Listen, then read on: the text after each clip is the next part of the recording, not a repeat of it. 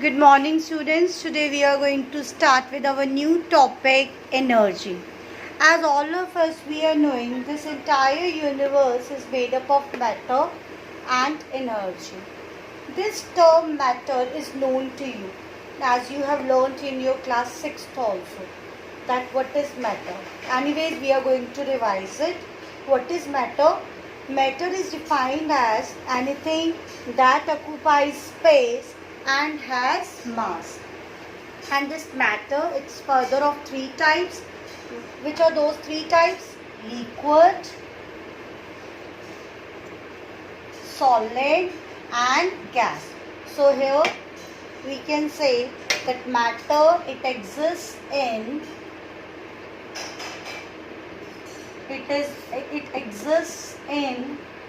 three states: solid, liquid, and the third state is gas. Is it clear? And you people are knowing very well that what do you mean by word solid, liquid and gas. Solid, for example, this table in which molecules are closely packed.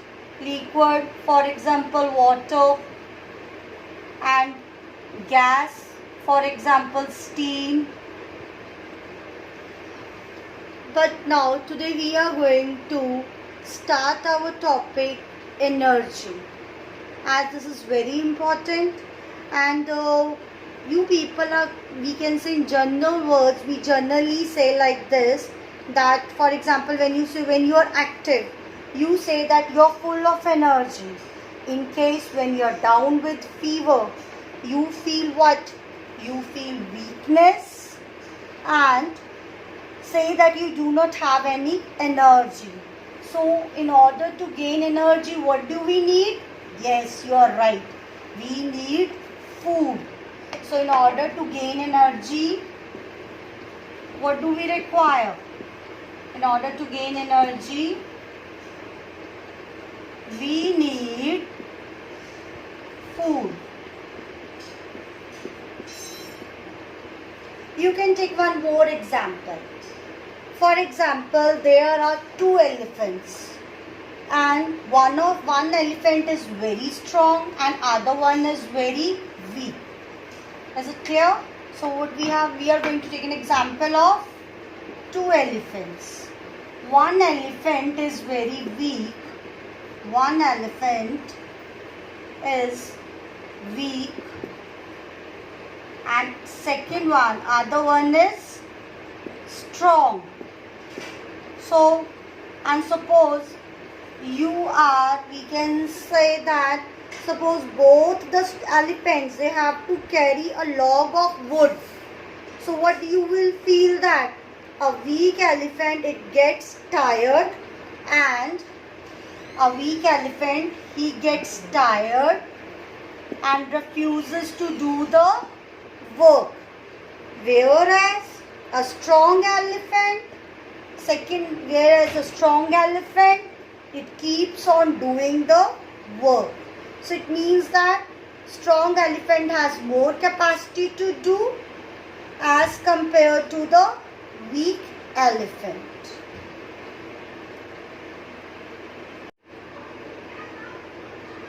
So we are going to now discuss about the SI unit of energy. SI unit of energy is same as that of work, that is joule. So we can say that work and energy, they have a same SI unit, that is joule. Now the very important term is work. It's very important, please listen to it carefully. Work is said to be done when a force applied on a body makes the body move. For example, a man pushing a table. Now, look at over here. You hold the book like this. Is any work being done over here? No. Because the book has not moved, or we can say not a single thing is being done to a book. It's just lying over here. And now if you are going to lift the book like this, what will happen? it means that work is done, because here force is also applied and some displacement is also there. Now we are going to derive, or we are going to tell how we are going to get the term joule.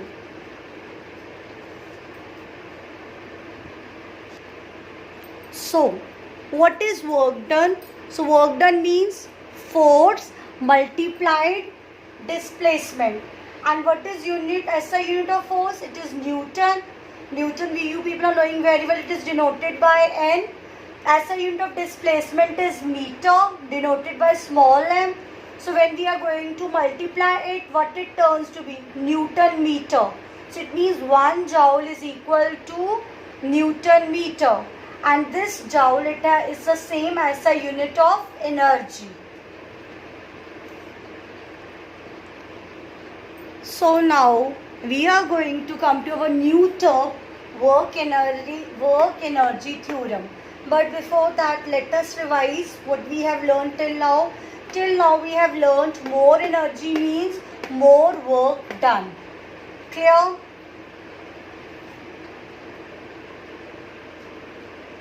Playing or running keeps us fit. But what happens if we run a very long race? What will happen? Yes, we will get tired. Thus, energy may be spent when object is made to work. So because of these two terms of work and energy, there comes a new term defined known as work energy theorem. The principle of work and energy together is known as work energy theorem. Now I am going to explain this theorem. Suppose you are going to school on bicycle. So what it means, that is obviously some force is applied by you on the bicycle so that it covers some distance, and as a result some work is done. It means that your energy resulted to do some work.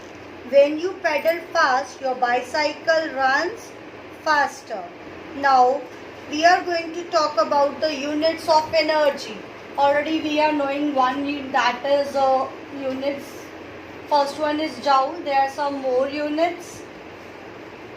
I am going to write it over here. Just look at over here. Units of energy.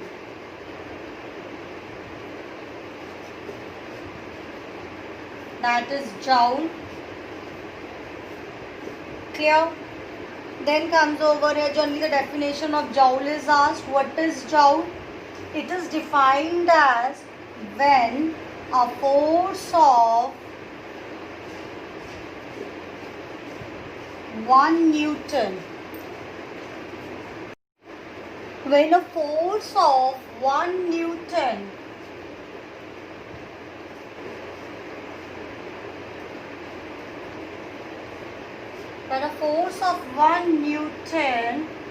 moves an object through a distance of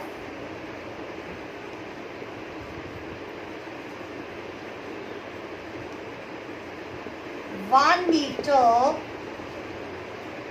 in the direction of force.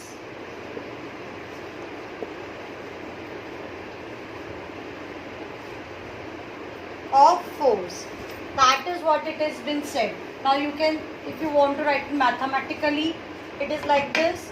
1 joule is equal to what?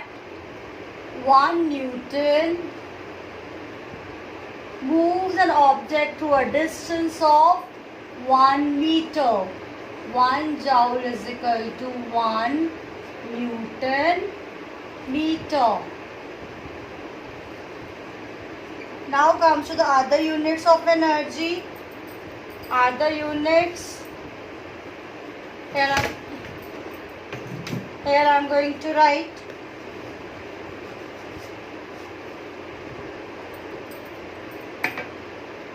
That is, another unit is kilocalorie. 1 kilocalorie is equal to 1000 calorie. Moreover, 1 calorie is equal to 4.2 joules. Very important. And there is another popular unit of energy used in atomic physics, that is electron volt. 1 electron volt is equal to 1.6 10 raised to power minus 90 joule. So dear children, learn these three things. During the paper it is asked 1 kilocalorie equivalent to how many joules? 4.2 joules. 1 electron volt equals to how many joules? 1.6 into 10 raised to minus 90 joules. Now our next topic is different forms of energy.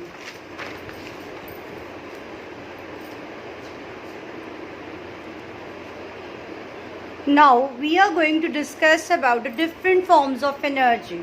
So first I am going to take a simple one which you people are knowing very well. So first we are going to discuss about electrical energy. As we all of us are dependent upon electrical energy. Why? Because all the appliances such as TV, lights, fans, our refrigerators and air conditioners, they are using what? They are using electrical energy. And from where does this electrical energy comes? It comes from the power stations through long cables. So you have seen that at the end of the month you pay the high electricity bills. Why you people pay for it? Because you people are using electrical energy. So in order to have a low electricity bills, you should try to turn off your fans and lights when they are not in use. Now comes to our next one. Next energy is light energy.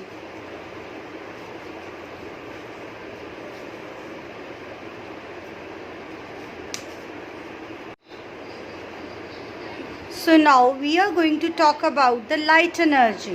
What are the sources of light energy? Sun, bulbs, LED lights, candles. These all things, they give a light energy.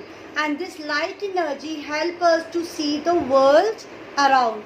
Without light energy, we cannot see anything.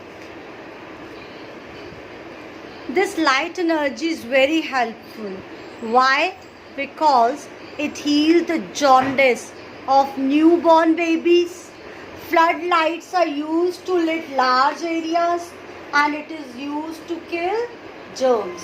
Is it clear? Now we are going to discuss about the sound energy. Sound energy. This energy helps us to listen. It enables to communicate or listen. And moreover, we all people produce sound energy. And sound energy is produced by vibrating bodies. Now we are going to come to our next form of energy. But before that, let me tell you some uses of sound energy. Sound waves are used in ultrasound treatment. And moreover, sound energy is used in shipping industry. Different musical instruments, they produce different sound waves of different energies. And above all, the most important is this: submarines use the same principle of sound reflection to detect the enemy ships. Now we are going to discuss about our new type of energy, and that energy is thermal energy. Now I am going to discuss about the thermal energy. Thermal energy is also known as heat energy, and this heat energy is used to run the railway engines. Moreover, this heat energy helps us to cook food, and moreover we use hot water for better cleaning of our clothes. Now I am going to discuss about the solar energy. Now comes over a solar energy. It's energy from sun. It's a renewable source of energy, and above all, this solar energy is we can say does not pollute any water or air, and we can say rising population is a matter of worry for everyone. So this, it promotes a solar cooker, solar water resources,